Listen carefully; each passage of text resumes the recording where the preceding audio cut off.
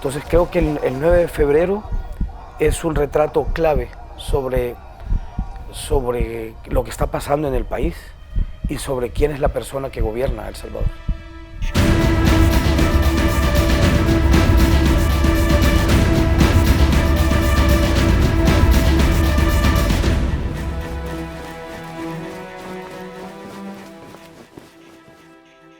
Desde hace varios días previos al 9 de febrero, el gobierno venía presionando por dos préstamos en realidad. Era una presión muy fuerte por la aprobación de un préstamo de 109 millones de dólares que se pretendía contratar con el BESIE. Yo no había visto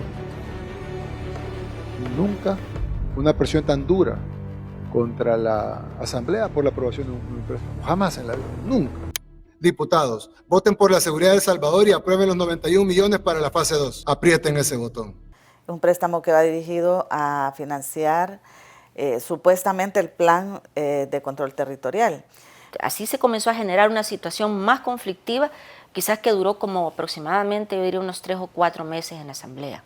Había falta de información y era muy claro que pretendía la adquisición de equipo y bastante tecnología para la cual incluso no hay una regulación específica. O sea, había que endeudarse más, aparte de que en el endeudamiento del país estaba como en el 60% y pues ahora ya casi llegamos al 100% del Producto Interno Bruto. Entonces eso como que presionaba mucho las finanzas del Estado. El tema, más bien el préstamo de los 109 millones dado cómo se maneja la aprobación de recursos, es una excusa en realidad que estaba prestándose a otro tipo de intereses.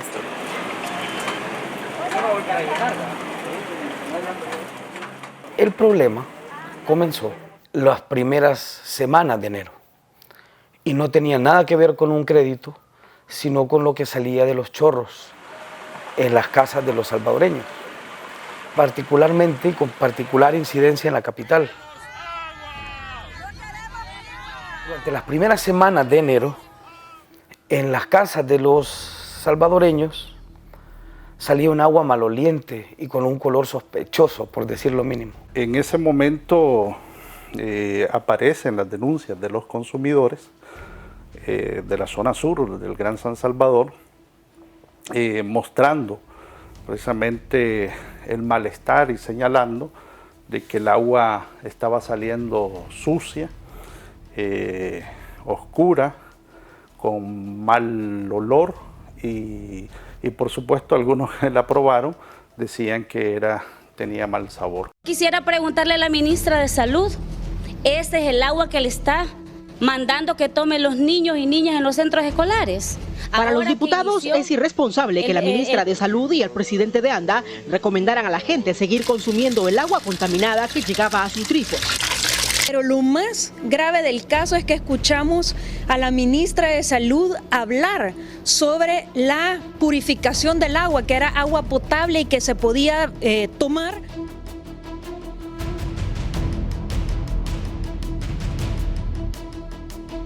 El agua se puede consumir, ¿verdad? Es un tema de fenómeno de la naturaleza, fotosíntesis. Lo que genera las algas es ese característico olor y el característico color. ¿Por qué la ministra de Salud y el presidente de ANDA dijeron eso? Probablemente porque ellos están basados en estándares anteriores, en donde la gente, bueno, si esta agua se tomaba antes, ¿por qué no se va a tomar ahora?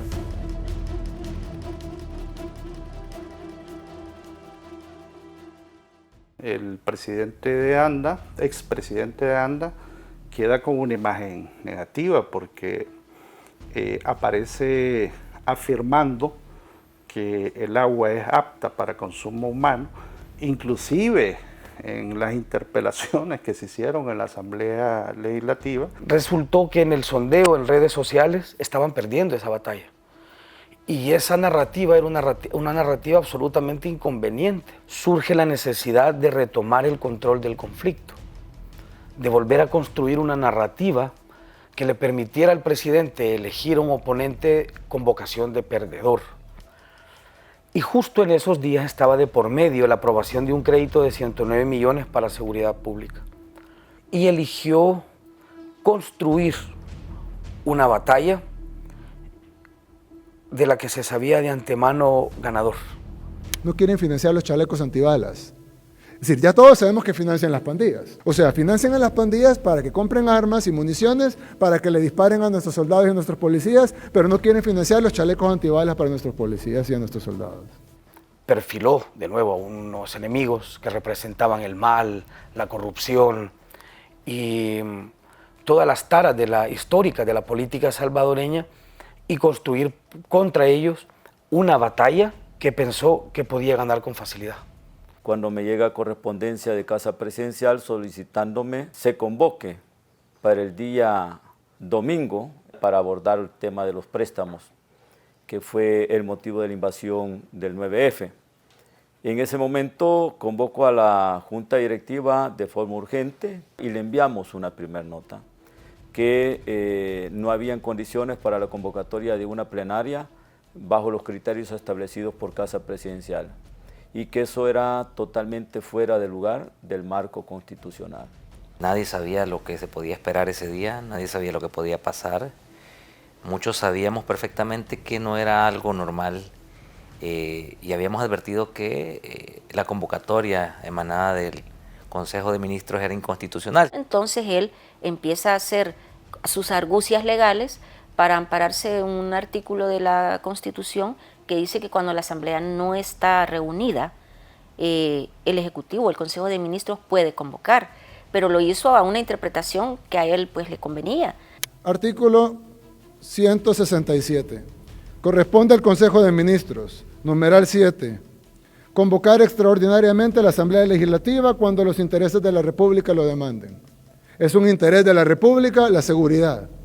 Así que es una atribución constitucional del Consejo de Ministros convocar a la Asamblea Legislativa extraordinariamente cuando los intereses de la República lo demanden. Así que la República les demanda que estén todos a las 3 de la tarde el domingo en la Asamblea Legislativa para sesión extraordinaria para conocer como punto único el financiamiento del Plan de Control Territorial. Si no asisten, usaremos nuestros poderes constitucionales para hacer cumplir la Constitución. Y nos pareció que la circunstancia prevista en la Constitución de que se dé una situación excepcional y que la Asamblea no esté reunida, pues no se daba. Tanto así que emitimos un comunicado el viernes 7 y fue un poco en el que se basó la Asamblea para responderle al Ejecutivo que no atenderían esa convocatoria porque no había una situación excepcional. Yo hice una visita el día viernes para persuadir que no ejecutaran ninguna acción que violentara nuestro marco constitucional. No pude hablar con el presidente, pero sí con el secretario privado, Neto Castro. Ellos estaban de alguna manera totalmente convencidos que tenían la razón. Se lo dije también al secretario jurídico Conan Castro de dónde habían sacado los tales argumentos para echar a andar semejante acción que rompía con el orden constitucional. Todos los problemas de este país, por muy graves que sean, se solucionan a través del diálogo. Así es que esperemos que ese esfuerzo dé resultados y ustedes sean los primeros en poder transmitirle a la población el acontecimiento. Pero sí estamos haciendo los esfuerzos y estamos evitando confrontar.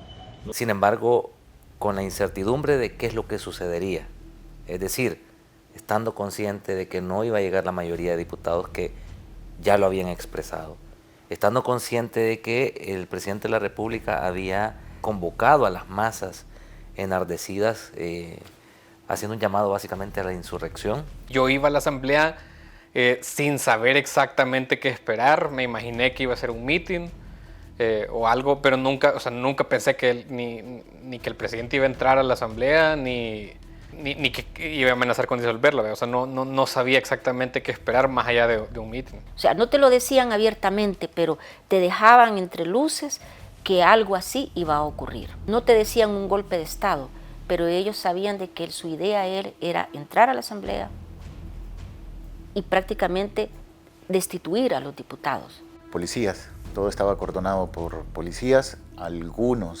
soldados, pero en su mayoría había policías en todas las entradas. ¿Y en seguridad? Excelente, nos coordinamos ahí. Perfecto. La seguridad corre por cuenta de nosotros y no podemos permitir ajenos armados dentro del perímetro que ya tenemos. Estaban registrando y había como cierto recelo en en la entrada, es decir, no era la seguridad común de la Asamblea Legislativa.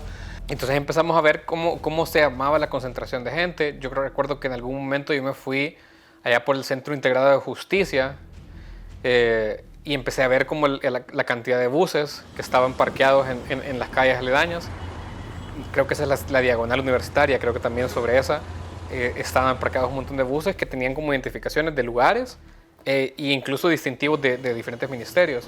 Lo que había sobre esa calle, sobre la calle del Indes, eran muchos grupos de personas que iban con pancartas, de hecho de Nuevas Ideas, o con pancartas, con insultos a los diputados o diferentes mensajes. Y de hecho sí vi más microbuses, de hecho, con placas nacionales, microbuses blancos, unas Hi-Ace blancas con placas nacionales que estaban bajando más gente. Sí tomé fotos y en su momento también les publiqué de otros microbuses nacionales que estaban bajando gente en la misma zona.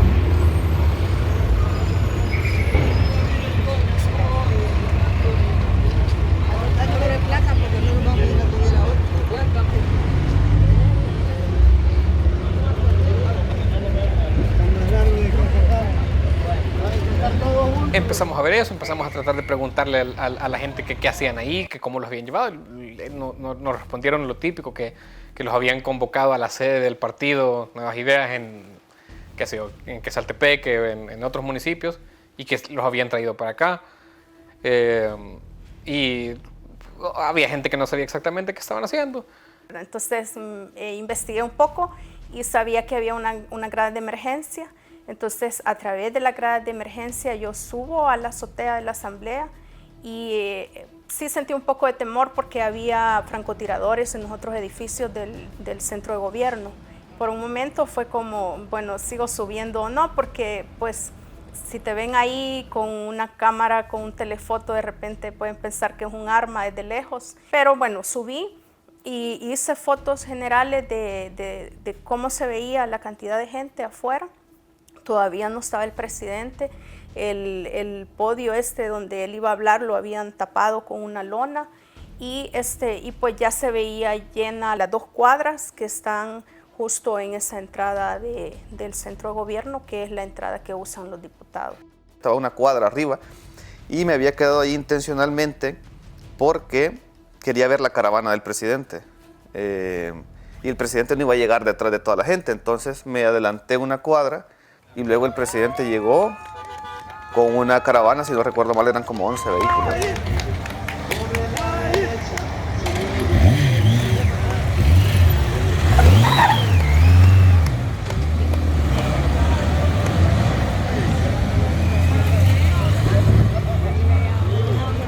A esa hora, por ahí yo puse un tweet y luego el Faro lo retomó, en el que dijimos, vaya, a tal hora de la tarde ya la Asamblea ha perdido control del recinto legislativo. Y entonces ahí ya nosotros empezamos, le hablamos creo que a Rodolfo Parker, y Parker nos confirmó que sí, nosotros no tenemos el control. Y eso ya era otra señal, el presidente, en mi mente ya, el presidente va a entrar, esto lo controla el Ejecutivo, lo cual ya era una irrupción. De ahí entró el presidente, dio su discurso. De ahí Aida dijo lo de que esperábamos más sorpresas. Dijo, Bukele da su arenga, dice todo lo que dice, entra a la Asamblea. Y Aida dice, creo que con una falta de tacto, no creo que con dolo, sino que creo que con una ingenuidad o con una falta de tacto increíble. No se vayan porque vienen más sorpresas. En un momento en el que el ejército estaba entrando a la Asamblea. Les pido que me esperen acá. Vuelven un momento. Quédense porque hay más sorpresas. Buenas tardes, Dios les bendiga.